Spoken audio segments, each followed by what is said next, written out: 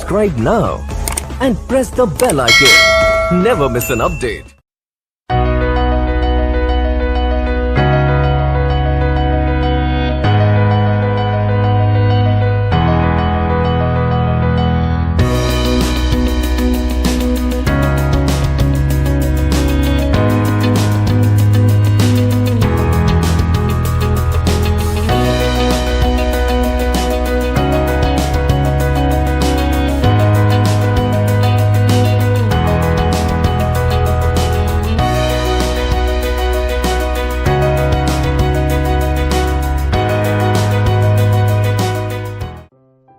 Hello everyone, welcome to KYE Interactive, and this is the KYE Talks section. Today we have on board Mrs. Sheetal Rakam. Hello Sheetal ma'am. Hello. How are you doing ma'am? I'm fine, thank you. Alright, so today your host Fatima Attar is going to interact with a wonderful person named Sheetal Rakam. शीतल रकम ma'am हमें बताएंगी कि किस तरह उन्होंने अपनी journey, जो एक 50 इयर्स पुरानी जर्नी है, जो जहां से उन्होंने स्टार्ट किया. She got married, she came from a very remote place. वो एक बहुत छोटे गांव से आई थी, बट कैसे उन्होंने अपनी success pi. She is into a business wherein all nature lovers would love it. उनका मेन पैशन यही है कि कैसे हम पौधे उगाएं. सो उनके पास एक वास्ट कलेक्शन है पौधों का, और हम उनसे बात करेंगे आज हमारे प्लेटफॉर्म पे, और उनकी जर्नी के बारे में थोड़ा और डिटेल में हम उनसे पूछेंगे. So Sheetal ma'am, it is a wonderful thing. What you are doing is you are conserving nature, और आप नेचर से इतने करीब हैं. तो आप हमें बताइए कि आपका क्या मोटिवेशन था जो आप एक एंटरप्रेन्योर बने. ये जो नर्सरी है वो मेरे फादर इन लॉ ने 50 साल पहले स्टार्ट की थी. उस टाइम नासिक की ये पहली नर्सरी थी. He was the pioneer of the nursery in Nashik. तो जब मैं 28 साल पहले इस जगह पे शादी होकर आई, तब मैं एमपी से थी और मैंने एमकॉम किया था. इस बारे में मुझे कुछ भी नॉलेज नहीं था. लेकिन जब इस घर में आई तो यहाँ पर हर कोई नेचर लवर था. हर सारा इन्वायरमेंट हमारे यहाँ नेचर का था. सब नर्सरी में इन्वॉल्व थे. मेरे हस्बैंड भी एक वेल नोन आर्किटेक्ट और लैंडस्केप डिजाइनर है नासिक में, तो वो भी इसी फील्ड में थे. तो हर कोई उसी से रिलेटेड था, लेकिन मुझे इस बारे में कुछ भी नॉलेज नहीं था. लेकिन उस समय मुझे सबने मोटिवेट किया कि तुम भी इस फील्ड में आओ, सीखो. मुझे भी थोड़ा इंटरेस्ट आने लगा. फिर मैंने धीरे धीरे करके इस फील्ड में धीरे धीरे प्लांट्स के बारे में जानना चालू किया, और आज मैं सारी नर्सरी हैंडल करती हूँ. सारे करीब 2 से 3 हजार प्लांट्स के नाम मुझे मालूम है. मैंने इसके लिए मराठी सीखी, और इस तरह से मेरी जर्नी स्टार्ट हुई. वाओ. सो आपने जब स्टार्ट किया होगा तो it would have been really difficult for you, because language was the biggest barrier for you. You belonged to a state where there is a different native language, and then you came to a place where the language is totally different. So first challenge which you faced was of course language. All right. Yes. And then you proceeded with your venture of becoming a nature lover and connecting yourself with plants. तो वो plants से जो आपका प्यार था वो आपके father in law ने आपके अंदर बिल्ड किया. So this is truly inspiring ma'am. आपने जो सीखा अपने बड़ों से और जो आप अभी कैरी फॉरवर्ड कर रही है, this is a true inspiration to our audience. Wonderful. So ma'am, आप बताइए कि क्या ऐसे फैक्टर्स है या क्या ऐसी चीजें हैं जो आपको आपकी उपलब्धियों से जोड़ती हैं. ऐसी क्या अंदर में भावनाएं हैं आपकी, हमें हमारे साथ, हमारी ऑडियंस के साथ प्लीज शेयर करिए. जब मैं इस फील्ड में आई तब मैं सबसे पहले तो बैरियर था मुझे, मेरी लैंग्वेज था. मैं एमपी से हूँ, मुझे मराठी नहीं आती थी. इसके कारण मैं अपने वर्कर्स से और अपने कस्टमर से कम्युनिकेट नहीं कर पाती थी. तो सबसे पहले तो मैंने मराठी सीखी. उसके बाद मैंने प्लांट्स के बारे में जानना सीखा, हर एक प्लांट को देखा, उसका हर एक प्लांट का एक अलग नेचर होता है, तो हर एक प्लांट का नाम, उसका नेचर, वो सब जानना चालू किया। और सब ये मेरी जर्नी यहाँ से स्टार्ट हुई। तो मैंने ये सब करके और धीरे धीरे मैंने कस्टमर से भी खुद को कम्युनिकेट करना, उनके साथ एक इंटीमेसी मेरी बॉन्ड हो गई। तो ऐसे मैंने धीरे धीरे ये सब करके और उसके बाद काफी मुझे प्रॉब्लम्स भी आए इस फील्ड में, लेकिन वो सब फेस करते करते मैंने आज नर्सरी को इस स्टेज पे पहुंचाया है कि हर एक वैरायटी, जो भी कस्टमर यहाँ आता है वो सेटिस्फाइड होकर ही जाता है। मतलब कोई भी डिमांड लेकर आए कस्टमर कभी खाली हाथ नहीं जाता, उसे हर तरह की वैरायटी यहाँ पर मिलती है। और हम इतनी वैरायटीज आज करीब करीब 4 से 5 हजार तरह की वैरायटीज हमारे नर्सरी में हम आज मेंटेन करते हैं। Wow, that's truly amazing. तो आपने अपने प्रोजेक्ट को एक नेक्स्ट लेवल तक पहुंचाया है, जहां से आपने स्टार्ट किया था, और आपने अपने डिवोशन से, अपने एफर्ट्स से आज आपने इतना बड़ी उपलब्धि पाई है। that is amazing, ma'am. That is really very a source of encouragement for all the plant lovers and nature lovers and the people who are into this kind of business. So आप बताइए कि आपकी चुनौतियों से आपने जो face किया है, जो आपकी एंटरप्रेन्योरियल जर्नी है, और कैसी कैसी चुनौतियां आपके सामने आई हैं, आपने किस किस बैरियर्स को पार कर करके आप यहाँ तक पहुंची है, तो प्लीज हमें थोड़ा इसके बारे में भी थोड़ा बताइए। हाँ, तो वो मैंने बताया, पहले तो मेरी लैंग्वेज थी, और उसके बाद था कि प्लांट्स के बारे में जब स्टार्ट की थी नर्सरी, उस टाइम पे लोगों को बहुत गिने चुने प्लांट्स मालूम थे, सिर्फ फूलों के झाड़ और फलों के झाड़ इतने ही मालूम थे।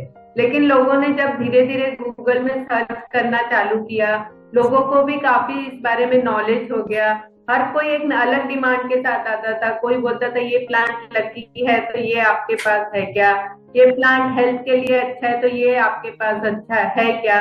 तो इस तरह से हमको अलग अलग फील्ड में जाकर नए नए तरह के प्लांट्स को कलेक्ट करना हमने चालू किया, और हर तरह के प्लांट जो गूगल में दिखाते हैं ये अच्छा है वो अच्छा है, हर किसी को आज एक अलग तरह का प्लांट, कुछ नया चाहिए होता है। हर 8 दिन बाद जो आता है वो बोलता है कुछ नया नहीं है, नया दिखाइए।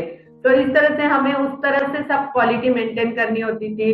उसके बाद लेबर प्रॉब्लम था कि लेबर्स नहीं मिलते थे, इसके लिए स्किलफुल लेबर चाहिए होते हैं, वो भी नहीं मिलते थे, फिर वो भी हमें मेंटेन करना पड़ता था। उसके बाद क्लाइमेटिकल कंडीशंस इतनी अलग अलग होती थी, उसमें प्लांट्स को संभालना। आजकल जो धीरे धीरे सब अनसर्टन क्लाइमेट होता जा रहा है, उसमें भी प्लांट्स को संभालना नेचर के हिसाब से, तो ये सारी चुनौतियां थी। उससे हमने आज सर्वाइव करते, आगे बढ़ते बढ़ते आज हर एक कस्टमर को सेटिस्फाइड रखना ये बहुत मुश्किल काम था। तो इसलिए इस हिसाब से हमको करने के लिए आज तक हम ये सब चुनौतियों का सामना करते करते आज इस स्टेज पे पहुंचे कि आज हमारे पास इस तरह की एक भी कस्टमर ऐसा नहीं जाता कि उसे कोई प्लांट ना मिला हो। आज हम हर तरह की वैरायटी मेंटेन करते हैं हमारे नर्सरी में। ओके, सो आपने ये चुनौतियों को अपना एक मिशन बना लिया और आपने इस तरीके से आप आगे बढ़ती गई।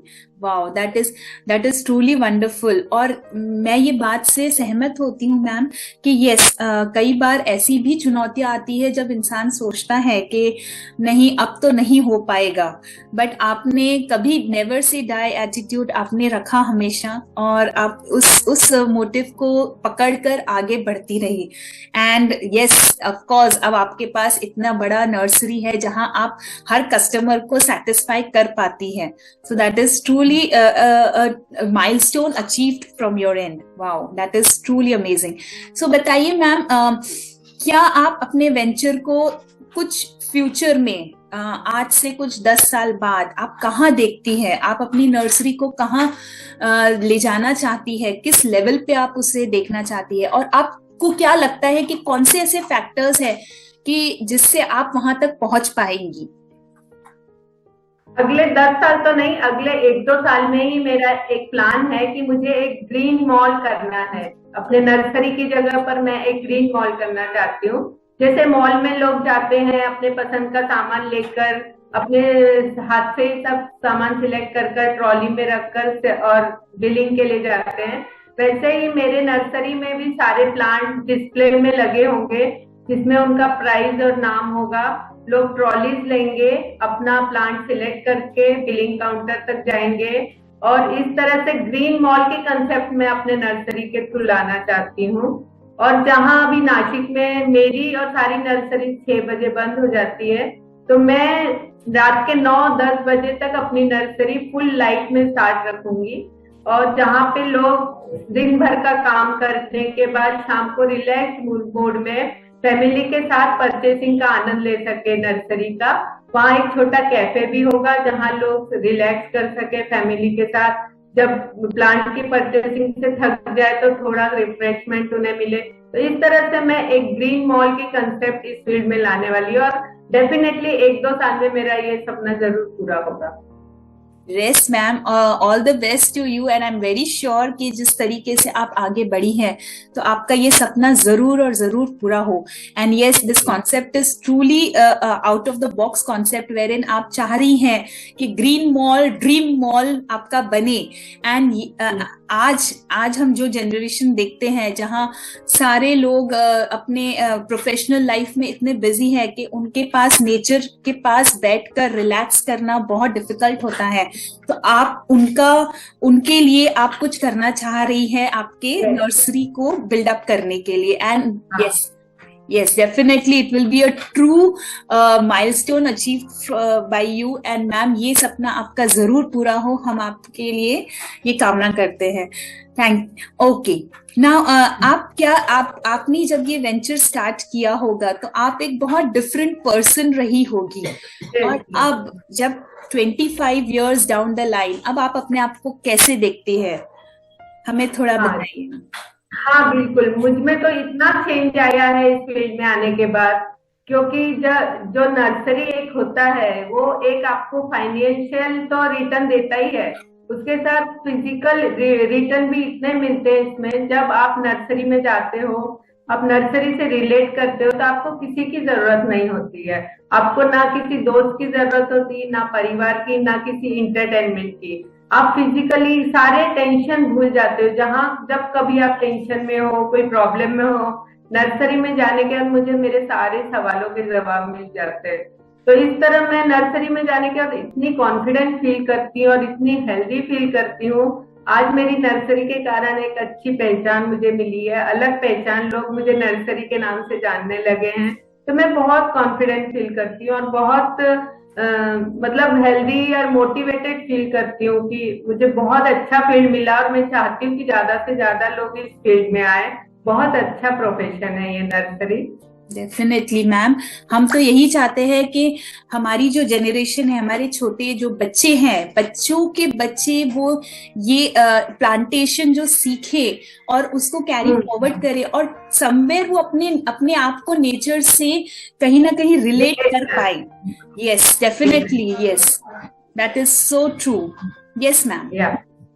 सो अब आप मुझे ये एक बात बताइए कि आपने तो इतना बड़ा माइलस्टोन अचीव कर ही लिया है, तो आप हमारे व्यूअर्स को जो हमें देख रहे हैं, आप उनको एक क्या वर्ड ऑफ विजडम देना चाहेंगे या क्या मैसेज आप उन तक पहुंचाना चाहेंगे? मैं एक ही मैसेज देना चाहूंगी कि ज्यादा से ज्यादा प्लांट्स लगाएं, और जो नहीं लगा पाए तो कम से कम ये डिसाइड करें कि अपने बर्थडे पर एक प्लांट, साल में एक प्लांट आप लगाएं, और सिर्फ उसका 1 साल तक उसकी आप केयर करें। उसके बाद वो अपने आप सर्वाइव होता है, उसको जरूरत नहीं होती। तो आप सिर्फ एक प्लांट हर साल लगाएं, और प्लांट लगाते समय, ट्रीज लगाते समय आप प्रेफरेंस है, जैसे वर्ड पीपल और इमली का झाड़, इस टाइप के जो धीरे धीरे हमारे देश में खत्म होते जा रहे हैं। अगली जनरेशन को ये झाड़ देखने भी नहीं मिलेंगे। तो आप ऐसे हार्ड प्लांट्स लगाइए, हार्ड ट्रीज लगाइए, जो नेचर को भी आगे बहुत हेल्प करते हैं। सिर्फ ऐसे प्लांट जो दिखने में सुंदर हैं लेकिन वो नेचर में उनकी कोई वैल्यू नहीं है, ऐसे ट्रीज की जगह आप इंडियन जो बेसिक हमारे जो हिस्ट्री में दिए हुए हैं, वर्ड पीपल, इमली, गुलमोहर जैसे ट्रीज, बड़े बड़े ट्रीज, ऐसे ट्रीज को आप प्रेफरेंस दीजिए। वाओ, तो बस ये। So each one plant one शायद आपका मोटो रहना चाहिए। एंड हम चाहते हैं कि हमारा इंडियन कल्चर और जो हमारे इंडियन प्लांट्स हैं वो हाँ। इंडिया में बच्चे सीखे कि कैसे उसको ग्रो करते हैं एंड वही प्लांटेशन करे, ताकि आगे आगे जब फ्यूचर उनका फ्यूचर हो या फ्यूचर जनरेशन हो, वो भी वही कल्चर फॉलो करते जाए। वाओ, दैट इज, वो अपने बच्चों को दिखा सके कि ये प्लांट्स नेचर के लिए ज्यादा अच्छे हैं, जो इन्वायरमेंट के लिए ज्यादा अच्छे हैं, वही प्लांट्स लगाने चाहिए, ऐसा मेरा मोटो है। वाओ, सो आपका मोटो बहुत ही सफलता पूर्वक मोटो आपने रखा है। एंड यस, हम भी चाहेंगे, हमारे ऑडियंस को हम बताना चाहेंगे कि अगर आप भी अपने घर में अगर चाहते हैं कि एक हेल्दी एनवायरनमेंट हो, एक अच्छा हैप्पी एनवायरनमेंट हो, जो फैमिली के साथ आप टाइम स्पेंड करना चाहें, तो डेफिनेटली यही एक हमारा मिशन होना चाहिए कि हम प्लांटेशन करें और उसकी केयर करना सीखते जाएं। Wow, that is truly wonderful ma'am. Yes. So, ma'am, this was an amazing talk with you, and आपने जो हमें छोटी छोटी टिप्स एंड ट्रिक्स बताई है, डेफिनेटली हमारे व्यूअर्स, हमारे फॉलोअर्स, हम जो हमें फॉलो कर रहे हैं, वो इससे कुछ अच्छा सबक सीखे। Wow, so thank you so much ma'am, thank you for coming on board, और आपने हमें इतनी अच्छी बातें बताई हैं, उसके लिए आपका बहुत बहुत आभार, धन्यवाद। मैं फातिमा अत्तार आपसे विदा लेती हूँ और आपको शुभकामनाएं देती हूँ आपके प्रोजेक्ट के लिए। Thank you so much. Thank you so much. All right, thank you.